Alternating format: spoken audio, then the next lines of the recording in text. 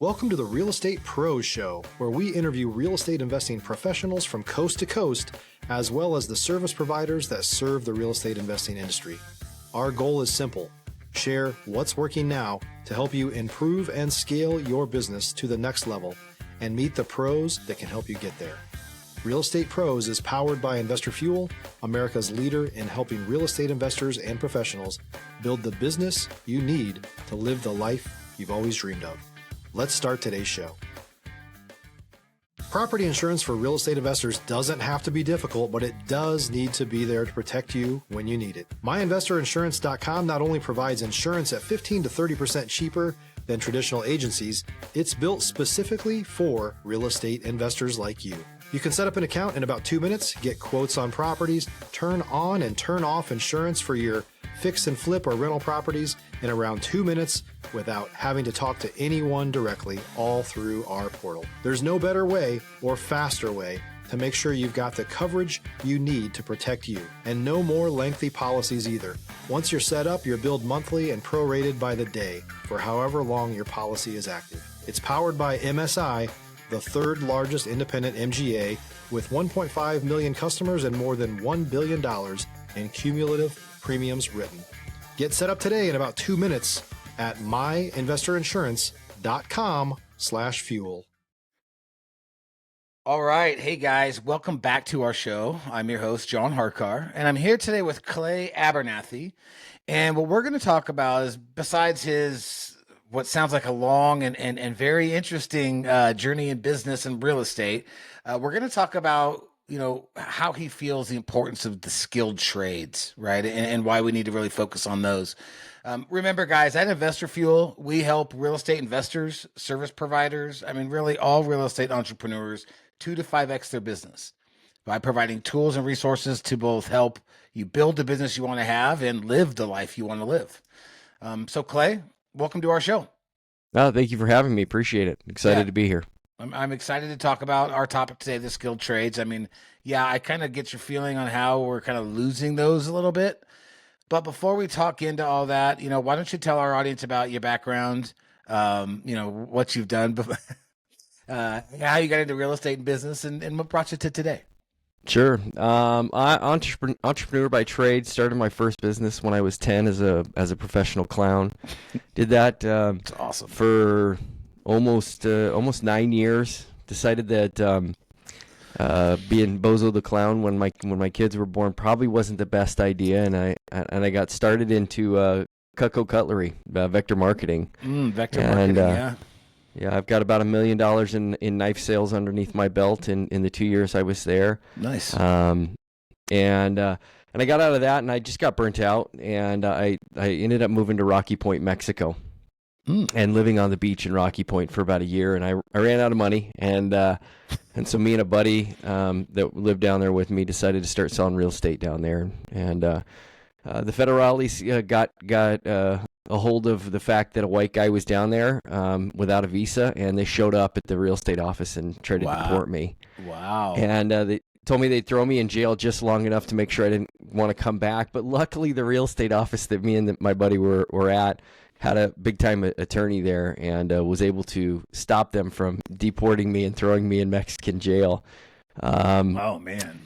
And after that, me and my buddy decided to do it legally and get our visas and everything to make sure that didn't happen. But I wanted to get one up on all the real estate people down there. Mm-hmm. I was in Rocky Point. I was the first person ever on an MLS system. So if that tells you the type of real estate we were doing down there, yeah, where we weren't negotiating commissions. We were saying, well, how much do you want to sell it for? $100,000. So if I sell it for $300,000, I keep $200,000 and I give you $100,000. So I came up to the States to get one up on everybody down there, and I started to get my real estate license because nobody was licensed down there. Mm-hmm. And I started learning about financing and 100% financing, and realized it. And I just turned 21, and I realized the amount of money that was in the United States. Down there, at that point in time, you had to have a sack of cash. Right. And so I decided, well, I never went back. So I started selling in Phoenix, and really, really did very well. Within about a year or two, I pulled myself into multi-million Stop living on an island and join the #1 mastermind in America for professional real estate investors. Investor Fuel is a community of hundreds of the nation's top investors working together to build stronger businesses and better lives. In addition to the amazing community of real estate investors acting as a board of advisors for one another, Investor Fuel members have access to 100% funding on purchase and repairs for our members only, a health insurance program, and benefits and discounts that more than pays for the membership of most of our members, meaning it's actually costing you money to not be a member of Investor Fuel. If you're looking to scale your business and build a business that allows you to live the life of your dreams, please visit investorfuel.com today and book a call with our team. Assets and sales and started recruiting and training agents how to do that over the next 5 years.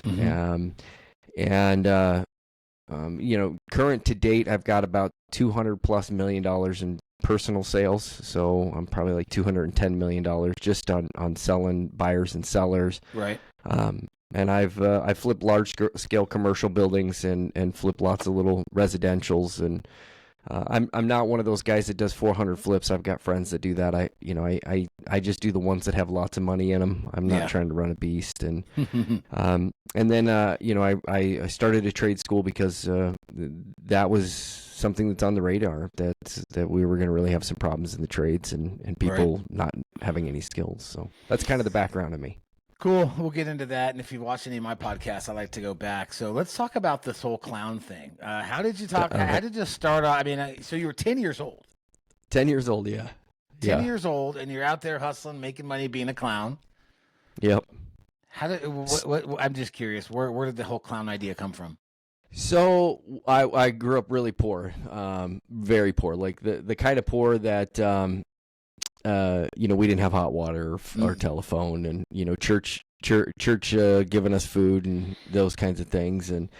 And so if I ever wanted something, I always had to find a way to do it. And I don't know why we were at Barnes & Noble, but my family's at Barnes & Noble, and there was a book, and it had making balloon animals on it. And I convinced my mom to give it to me. And I'd been saving money from mowing grasses and things like that, and I paid her back. And I learned every balloon in that book, and started going to neighborhood and kids and things like that and saying, hey, can I do this? And one of my neighbors knew a guy that ran a business doing it, and he was in her high school. And make a long story short, they were looking for high school kids to come and make balloon animals at restaurants and spring flings and things like that. And she said, well, I got someone younger. So by that time I had turned 12, and he recruited me, and he taught me every balloon trick there, and he introduced me to one of his friends that was in the Ringling Brothers, and taught me how to do all the stuff. And then me and my dad worked on juggling, and I was Snappy the Clown. Got purple hair and Snappy the Clown. And my first real gig, I made $65 an hour as a 12-year-old.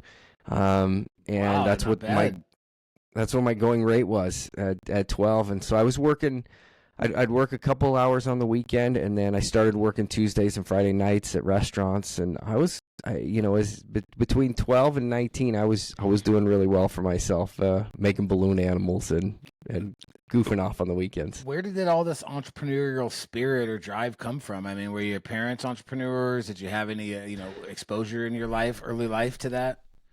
Well, being broke helps. If mom can't give you any money, then and you're unwilling to ask mom for money, then you got to find other ways to make money.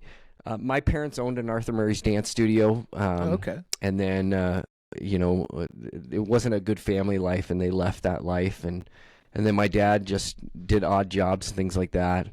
My mom too, just to support the family. But I come from a family of 6. Oh, wow. And so there wasn't a lot of money to go around.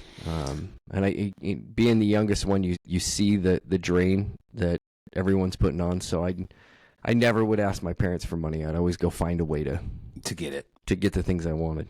Love it. So you're in Mexico and you're broke, and how come you decided to start a real estate business versus, a taco stand? Any other type of business? Yeah. Everyone says if you want to be rich, real estate's the way to go.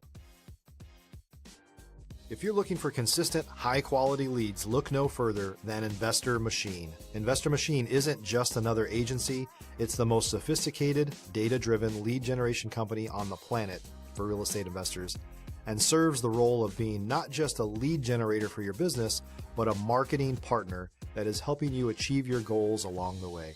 Go to investormachine.com to learn more and schedule a call with our team today.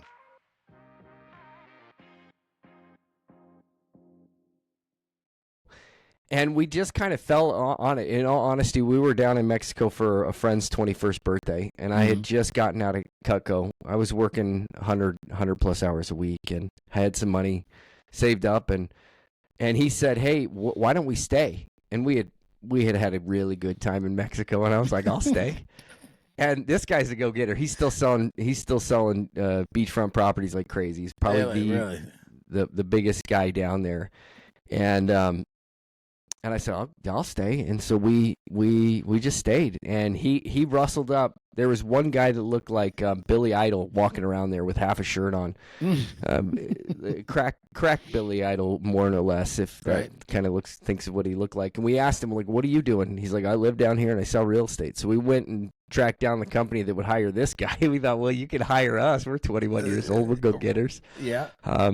And they did. They gave us a little stipend to start selling real estate, and Kenny, my good friend, he stayed down there. He's still down there 20 plus years, and then I just came up and started doing real estate. So that's kind of how we fell into it. We were really just trying to be cool.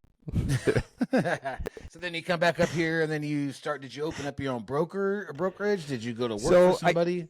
I did. I worked for a place called New Home Information Centers in the East Valley, where it was just blowing up. They're no longer in business, but got a really good broker there. I was also teaching dance at Fred Astaire at that time, supplementing my income. And I just learned the ropes as best I could. No one really teaching me. Just looking at this place is booming. So it was really hard to make a bad decision then. When prices were going like that. But I was just eager to continue, and then within a few years, I opened my own broker. In Arizona, you have to be a licensed real estate agent for 3 years. So a lot of what I was doing. Brokerage. Yeah, got it. Okay, very cool. When you started doing flips, how did you learn to do that, or did you just do that and learn that kind of as you went? Yeah, kind of the same way. It's. I didn't have any money when I first did my first flip, and I found a place that did 100% financing, and so I was like, okay, well, location's good, 100% financing, and so what was there really to risk? And so I just looked at it how a buyer would look at it, and that's really how I became really good at flips. Is the more people you walk through real estate houses, they tell you what they like and what they don't like. Yeah. And so it was easy as you're walking through properties and going, well, people don't like this. Oftentimes people don't know why they don't like it. And like the baseboards are off, or you got two different kinds of things. Or in Arizona, we get lots of Mexican colors. So one of the rooms is bright orange and one's purple and one's green. And, right. And these are cosmetic things that are very easy to fix. But people are like, oh, I don't like that house. I'm like, but you just loved the one for $50,000 more that was the exact same model, just different colors. Differently, yeah. Yeah, and I'm like, well, I can paint this house for $50,000. Sign me up. Yeah, I'll take so it. It was, yeah, and so really how it come was just hustling. I was just hustling people, to be a good agent. And as I was doing that, I was just fumbling through this and going, well. And I couldn't convince people. I was trying to convince people, like, just buy this one. And they're like, no, I want the one with the nice refrigerator in it. I'm like, yeah, but that fridge is $3,000. You're paying $15,000 for a nicer fridge. Like, all right, I'll buy that one. And so I did. And a lot of the greatest deals I did, I was showing other people houses, and I'd be like, and ethics say I can't buy it, and so I would just ask them. I'm like, you should buy this, and they'd say, no, I don't want that one, Clay. I'm like, all right, are you okay if I buy it? And I'd write up a contract for them on one, and I'd write one up on me, and I'd 100% finance it until eventually I didn't need 100% financing anymore. I used all of the people out there and there's, I think you guys do financing too, right? Through Investor Fuel. Yep. yeah, I've never used you guys, but I happen to get that. And so what a great opportunity, right? Was somebody's going to give me money and all I got to do is some hard work. And so Yeah. I did that, just kept doing that until, I was doing 5 or 10 and built a little crew. If you're a new or newer real estate investor looking to launch or grow your real estate investing business, please check out Investor Fuel Club. It's a coaching community, but unlike anything you've ever seen before. And you can actually partner with members of our mastermind from coast to coast on deals right in your market. There's no better opportunity to build a consistent business than to literally partner with pros to help you avoid costly mistakes, avoid the need for capital to do deals, and help you eliminate your fears as you're starting your business. Learn more about Investor Fuel Club at investorfuel.com/club. And, I had my rules of what I would buy and how I would buy, but location never mattered to me. No. There's only how much money I could make off of it. I was going to ask, you just said you had your rules on what you buy and whatnot. Or were you looking more at doing like cosmetic stuff as opposed to getting into like full rehabs or? I love full rehabs. I mean, I would, if there was a cathedral that would let me, rehab it, I would do it. It's like my passion. My dad, he passed away a little while ago, but he's an artist. And people always said, well, how'd you get good at this? And my dad's an interesting character. He was a dance teacher for a long time, and then he was colorblind, and he's one of the best color artists you could ever imagine. And I could never figure that one out. But I remember asking him, going, well, I wouldn't even ask. He would always tell me what was wrong with things as we're walking down the street. He's like, oh, see that's wrong. Girlfriends. He couldn't have a girlfriend that was ugly because he'd be like, oh, her nose is too big or her ears are wrong or, and so people always ask, well, how did you understand this stuff? And I'm like, well, I think it was my dad who was constantly telling me, well, that building's off or this is put there wrong. And and I hated it growing up, but it made me a fortune later in life was because he was always pointing out what was wrong with something. Mm-hmm. And so then it was like, it just became second nature for me. Yeah. It's funny how those things that like we look back when we were younger going like, oh man, that sucked then. But now you're like, God, thank God that happened. Thank God he did that. Thank God we did that. Exactly. Very grateful for those. What does your business look like today? Well, so I still own an insurance. So I also own an insurance company where we do property insurance. It's called Minova Insurance, and then I own a real estate brokerage too, Minova Realty. But I also own a publishing company where we publish books and things like that. Abernathy Publishing, but to release my newest book on all of this stuff. But most of my time is put into the trade school now. I made a lot in real estate, and I always find that if I'm not challenging myself, then I'm not growing. And so we're in a world of hurt in the trades, and so I spent a lot of time building a new trade school where people are actually building. And so my business, and I also own a property management company, so I spend some time in running those ones. I've got great people that are running actually all of them, and so a lot of it is just big picture stuff. Like, okay, well, how do we get this to go to the next level? And the only way I actually built myself to be a big picture person was that, I had to do it all. I was a real estate agent. I was the broker. I had agents underneath me. I had the insurance company. There was a time where I was my sole insurance person and my sole real estate person. I was selling 7 to 8 houses a month, and I was selling 20 to 40 policies in insurance a month. How'd you keep all that hair, man? That's why it's long. You go through this midlife crisis. I wasn't growing out my hair. Right. So I don't know. It's gray. It's gray underneath the headphones. Okay. So cool, man. So what prompted you to say, hey, I need to build a trade school, right? Because that's just not like something everybody decides, on a whim. So there had to be some need that you kept seeing that wasn't being met. Yeah, if you ever have a whim to kill yourself and lose all your money, that's a great way to do it, is start a trade school. Why? So what happened in 2008, we had the recession that happened in 2008, and had we not had a recession, we would have had a decline in civilization due to the fact that we lost our trades. I remember back, prior to that, you could build just about anything. and you'd have great people that did it. But in 2008, a lot of people just got out of the trades, and they never came back. Okay. And while I was recruiting real estate agents, so I was actually trying to create a better real estate agent. That was my goal. I wanted a real estate agent that understood insurance, that understood construction, that knew why that light turned on and how it turned on. Right. I wanted one with sales background. So what I was actually recruiting to do is I was trying to make a better real estate agent. And what happened is I dug into these weird numbers, and the numbers were actually very scary and frightening to me. What I found out was that 75% of all high school students went directly to college. 75%. No pass go directly to college. Right. Out of those 75%, less than 40% finished college, and less than 20% of them actually needed their degree. Yep. And yet, all of them were in debt till they were 40.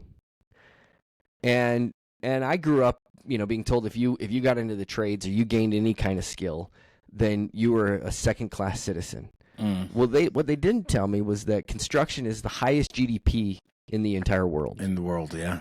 They didn't tell me that it's 20% higher pay than any other industry combined, even the medical industry. So it's the highest paid industry. They didn't tell me that in school.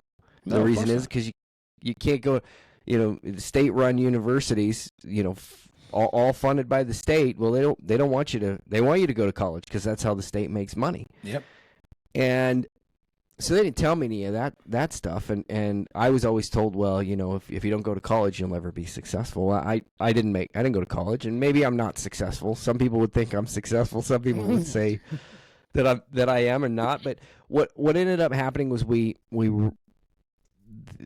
all of that translated to the fact that not enough people were going into the trades. Right. And as I was starting to build and develop things, I realized that we became babysitters of people who should know what they're doing but didn't know what they were doing.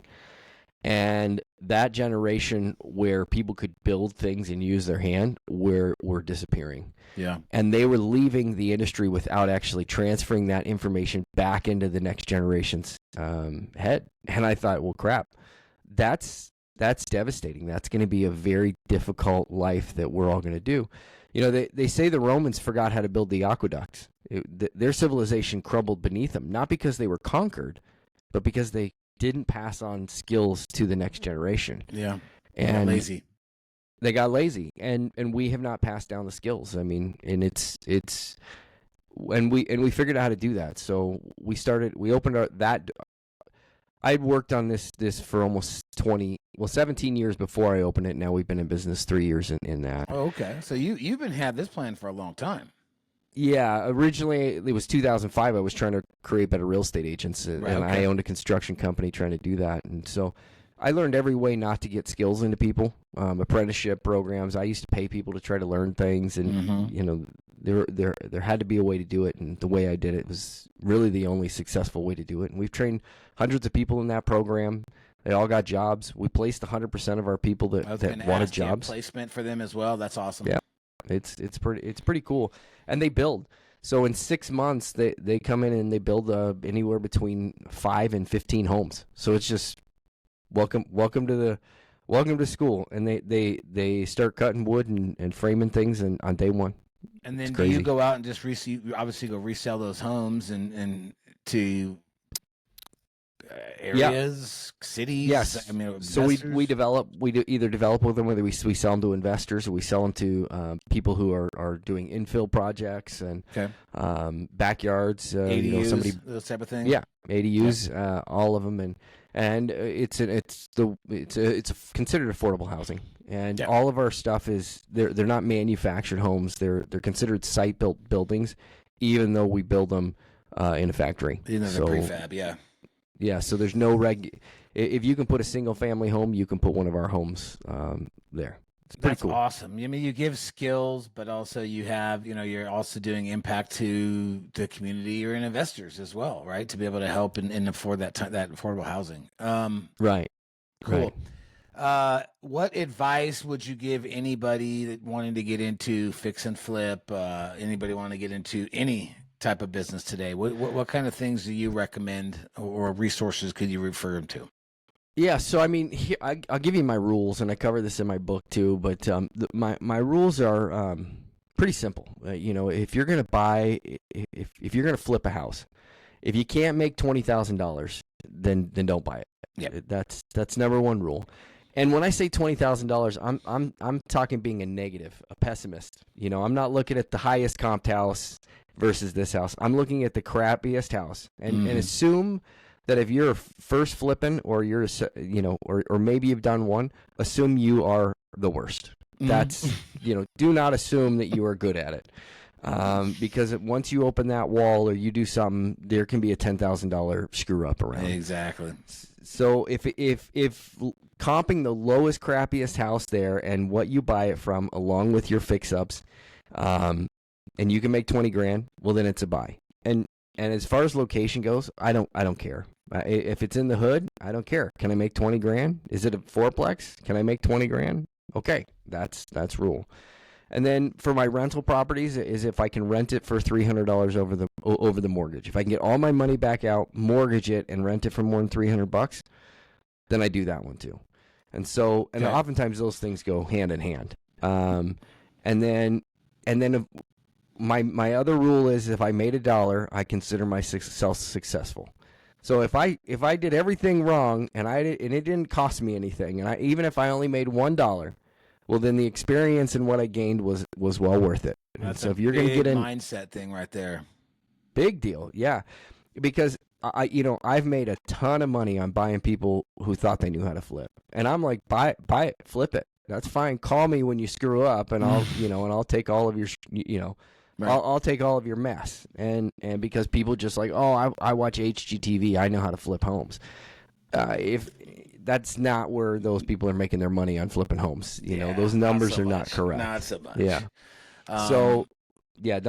Those are my rules. Cool. Well, and speaking of your book, how do people get a hold of your book? How do people get a hold of you? Is there a way that they can reach out and talk to you about anything that you're doing? Yeah, I'm always interested. You can email me at just my name. It's Clayton J. Abernathy at gmail.com. My book's actually right there. I don't know if you can see it. Look at that. Yeah. Yep, there you go. It's called Eyes, Hands, Body Position, and Run Like HE Double Hockey Sticks, because point in my life I decided to stop swearing, so we got HE Double Hockey Sticks in there. It kind of goes over my life and the things like that. It is in its third revision with the editors right now, and it'll be available in the next 6 months. So just keep your eye out on it for. It'll be on Amazon, and it'll be in all of your normal retail places. Sweet. Well, Clayton, I appreciate you coming on here, sharing all that knowledge, bro. If you're listening to this and he took some notes, great. But I would say reach out to him if you got any questions. You want to just talk about business or whatever. Clayton, thank you again, man. I had a really good show, and I hope you all did too. See you on the next one. Thank you, guys. Thanks for joining us for today's Real Estate Pros Show. You can learn more about the amazing benefits of the Investor Fuel Mastermind community, including surrounding yourself with hundreds of other rock stars, 100% financing for your deals, and members-only discounts from vendors you're likely already using that, as a member of Investor Fuel, will save you more than the cost of your membership. Visit investorfuel.com to learn more. If you're interested in joining us as a guest of this show, please visit investorfuel.com/pros to apply. You can also check the show notes for access to free resources, how to get access to world-class lead generation, and much more. Don't forget to subscribe so you never miss another episode. Have a great day. We'll see you on the next show.